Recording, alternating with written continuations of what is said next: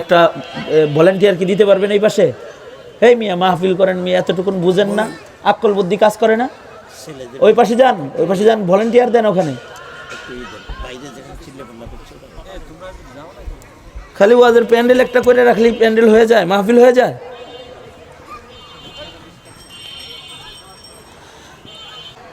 আমি আজকে কোত্থেকে সফর করে আসছি, গতকালকে আমার প্রোগ্রাম ছিল কুষ্টিয়াতে, কুষ্টিয়া থেকে ঢাকা আসছি, ঢাকা থেকে বিশ্রামবিহীন সফর করে এখানে আসছি। তা আমি যে বসলাম আসলাম, ডানে বামে আওয়াজের পরিবেশটুকুন রক্ষা করা এটাও কি আমার দায়িত্ব? আবার পিছে পিছে ঘুরবে, দাওয়াত না রাখলে বলবে যে হুজুর দাওয়াত রাখে না। দাওয়াত রাখবো কি লেগা? দাওয়াতের কদর দানি করার মতো इस्तेदाद থাকতে হইব। তো जो कुछ हुआ या रब तेरे करम से हुआ, जो कुछ होगा तेरे करम से होगा। আল্লাহ পাক আপনি হুকুম করেন কে? আমাকে আপনার হুকুমে কিছু করা জরুরি? হুকুম করবেন না, কোনো মাহফিলে যায় কাউরে হুকুম করবেন না, শুনবেন, যা বলে শুনবেন। আরে রাত মিয়া ভালোবাসা, আরে কে কইছে ভালোবাসা? এটা আপনি আন্দাজে ভালোবাসার অপব্যাখ্যা করেন। আপনি এরকম আগলা পিরিত দেখান কে? যেটা আমার মুরব্বীরা মানা করছে আপনি কোন হেটা আমারে করতে। আমি যে এই যে এতক্ষণ নসিহা করলাম, এই নসিহতকে ঢেউয়ের বাড়ি দিয়া মুছে দেওয়ার মতো অন্য কোনো নেকির কাজ করার দরকার নাই। তো বুঝেন নাই? আমি এতক্ষণ যেটা করলাম এটার তাসির একরকম, আর আপনি যেটা চাইতেছেন ওইটার তাসির হইল আর এক রকম। আমি এতক্ষণ আপনারে খাওয়াইলাম তিতা তিতা জিনিস, আপনি আমার এই তিতা ভাবটা এক্ষুনি রসগোল্লা খাওয়ায় নষ্ট করে ফেলাই দিলেন। তাইলে এই তিতা ভাবটা যদি না থাকে দিলের ভিতরে, কিছু সময়ও যদি না থাকে, তো কাম করবো কেমনি? এই কারণে মুরব্বীরা করে কি, প্যারাসিটামল খাওয়ায় মুখ এমনি করে ধরে যেন বাইরে না যায়। কি লেগা? যদি বাইরে যায়গা সাথে সাথে তাহলে তো কোনো কামই করলো না। যদি পেটের ভিতরে যদি এটা গুলায় তাহলে কিছু সময় একটু কাম করতে পারে। ওইটা ভিন্ন জিনিস, এটা ভিন্ন জিনিস। দুই পথে একসাথে হাঁটতে নাই, দুই কাজ একসাথে করতে নাই, তো একটার তাসির আর একটায় নষ্ট করে ফেলে। নসিহত শুনতে আইছেন আল্লাহওয়ালাদের কাছে। আমাদের দেশে গজল সন্ধ্যা হয়, সঙ্গীত সন্ধ্যা হয়, অনে যায় জনমের হোনা হইনা আইসেন মিয়া, যতটি শুনতে মনে চায়। কিন্তু এই নসিহতের মাহফিলে এইগুলো এত শোনার দরকার নাই। নসিহতের মাহফিলে আসবেন, বুজুর্গদের নসিহা শুনবেন, তিতা তিতা কথা শুনবেন এবং শাসন মার্কা কথা শুনবেন, তো এটা ভেতরে হজম করবেন, তো দেখবেন এই হজম শক্তি আপনাকে উপকার দিতেছে। বুঝলেন না এই কথাটা? এইটা হইল আমার বুঝ, ওইটা হইলো আপনার বুঝ। তে এটা আমার বুঝ না, আমার মুরব্বীদেরও বুঝ। আমাদের মুরব্বীরাও অনেকে বলেন যে একসাথে দুই কাজ করবে না, যেদিন একটা করবা সেদিন আর একটা করবা না। বুঝেন না এই কথাটা? আপনার ডায়াবেটিসের অসুখের কারণে রুটি খাইতে গেছে, আপনি ভাত তো খান তারপরে রুটি খান, অথবা রুটি খাইয়া এরপরে ভাত খান। আল্লাহ পাক আমাদেরকে যা বলছি এর থেকে ইবরত হাসিল করার তৌফিক দান করেন। আমার কাটা কাটা কথায় কেউ যদি কষ্ট পায় থাকেন মাফ করে দিয়েন। আর যেগুলো বুঝার মতো কথা শুনছেন আল্লাহ পাকের কাছে দোয়া করি, আল্লাহ পাক বলনেওয়ালা শুননেওয়ালা সবাইকে সহি সমাজ বুঝ দান করে, আমিন। বিয়ার খুতবার মধ্যে পড়া হয়, কোনো অনুবাদ করা হয় না, ওয়াজ করা হয় না, শুধু কোরআনের আয়াতগুলো মানুষের কানে পৌঁছানো হয়। কেন? এটা পৌঁছলেও তাদের হৃদয়ে তাকওয়াল্লাহ প্রবেশ করবে।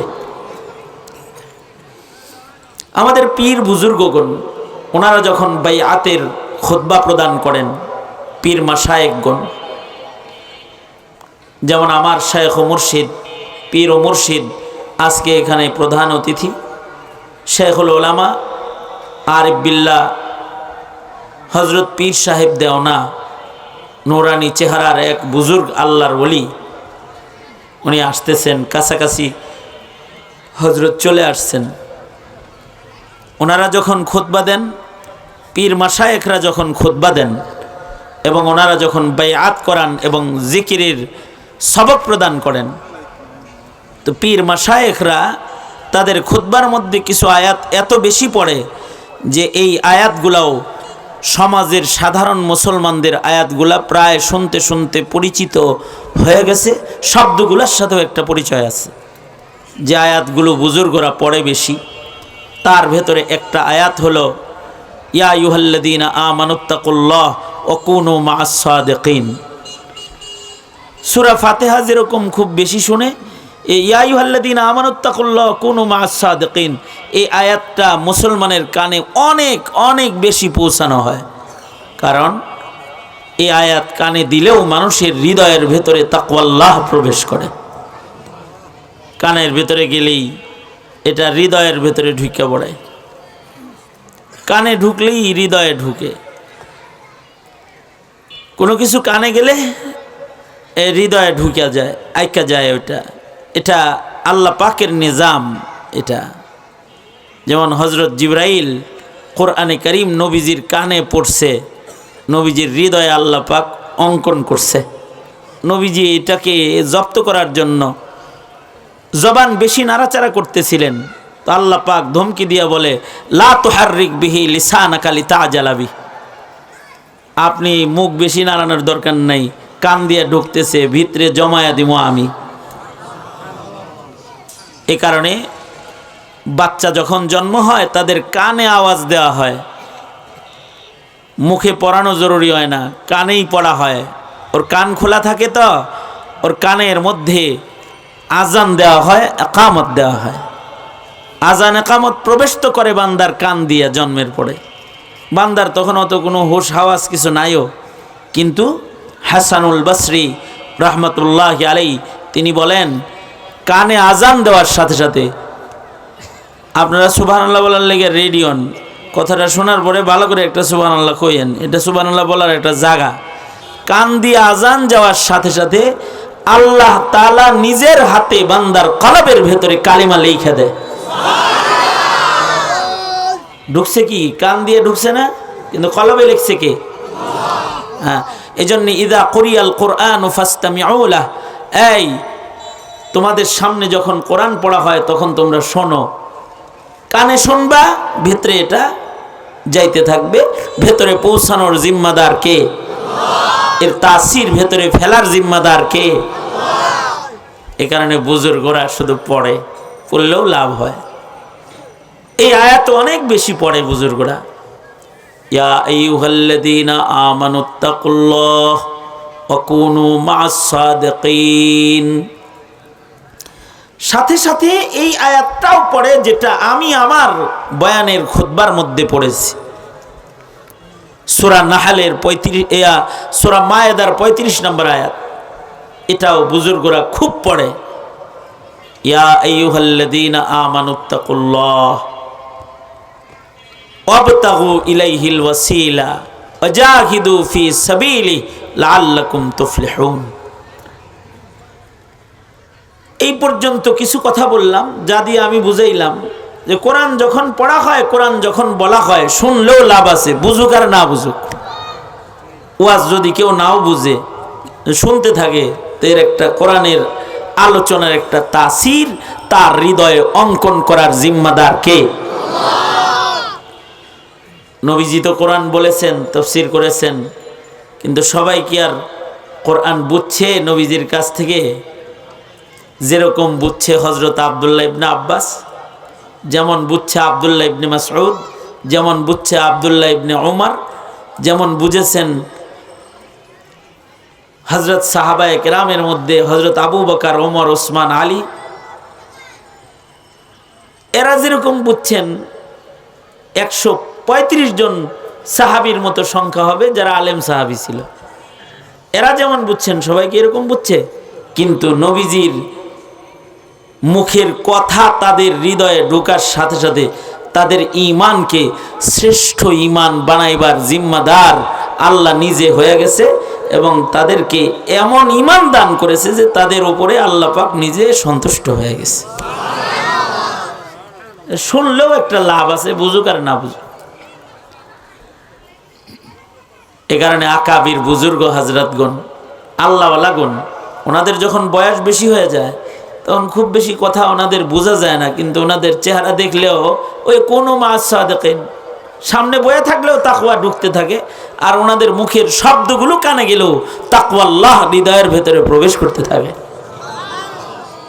আমাদের বুড়া বুড়া বুজুর্গরা জীবনের শেষ ভাগে খুব বেশি লম্বা 2 ঘন্টা করে ওয়াজ করতো না। শেখুল ইসলাম রহমতুল্লাহ আলাই, আল্লামা আজিজুল হক রহমতুল্লাহ আলাই, হাফিজ হুজুর রহমতুল্লাহ আলাই, চরমনার মরহুম আল্লাহর কুতুব রহমতুল্লাহ আলাই, এইরকম যত মরহুম গেছে বুড়া বয়সে খুব লম্বা 3 ঘন্টা ওয়াজ করতো না, কিন্তু ওনাদের মুখের সামান্য কথা মানুষের কানে গেলেও এটার একটা তাসির ওই মানুষগুলার হৃদয়ের ভিতরে হইতো, যে তারা ওখানে জাগায় বসে তারা খালিস তওবা করে বের হয়ে যেত। এতক্ষণ কথা বলার উদ্দেশ্য হলো যেখানেই কোরআন শোনা হবে, কোরআন পড়া হবে, এটা শুনলেও ফায়দা আছে না নাই? আছে। এটা একটা কথা। এই কারণে কোরআনে কারীম বেশি বেশি পড়া হয়, কিছু কিছু আয়াত খুব বেশি তেলাওয়াত করা হয়। দ্বিতীয় নম্বর কথা আমার আলোচনা, কোরআনে কারীমের মধ্যে 89 জায়গা এমন আছে, 89 জায়গা, প্রায় সর কাছাকাছি চলে গেল না? 89 জায়গা এমন আছে যেখানে আল্লাহ পাক আমরা বিশ্বনবীর উম্মত যারা, তাদেরকে আল্লাহ পাক ডাক দিছেন, ইয়া আইয়ুহাল্লাযীনা আমানু, ও আমার আদরের ইমানদার বান্দাবান্দিরা। আল্লাহ পাক ডেকেছেন, ও আমার আদরের ইমানদার বান্দাবান্দিরা। এই যে একটা ডাক দিল, খুশির বিষয় আমাদের জন্য, আমাদের খুশকিসমতি। এই ডাকটা আল্লাহ তাআলা আমাদের পূর্বে পৃথিবীর কোন নবীর কোন উম্মতকে এই ডাকটা দেয় নাই, শুধু আমাদেরকে এই ডাকটা দান করছেন। আমাদেরকে ডাকছেন, ইয়া আইয়ুহাল্লাযীনা আমানু, হে আমার প্রিয় ইমানদার বান্দাবান্দিরা। এই ডাকটা শুধুই মাত্র আমাদের দিছেন। এই ডাকটার মর্ম, রহস্য এবং মাহাত্ম্য বুঝার জন্য 2-3টা উদাহরণ। আপনি কাউরে ডাক দিলেন, এই ইব্রাহিম, ইসমাইল, এখানে আয়, নাম ধরে ডাকলেন। নাম ধরে ডাকলে ভালোবাসা যতটুকুন প্রকাশ পাবে, যদি নাম ধরে ডাক না দিয়া তাকে ডাক দেন, দোস্ত, বন্ধু, বড় ভাই, সম্পর্ক দিয়ে ডাক দিচ্ছেন একটা। বলেন তো, নাম ধরে ডাকলে মোহাব্বত বেশি নাকি ভাইজান, বড় ভাই, দোস্ত, বন্ধু, এটা বলে ডাক দিলে মোহাব্বত কম না বেশি? বেশি। আমাদের ঘরে ছেলে মেয়ে আছে, সবার ঘরেই আছে।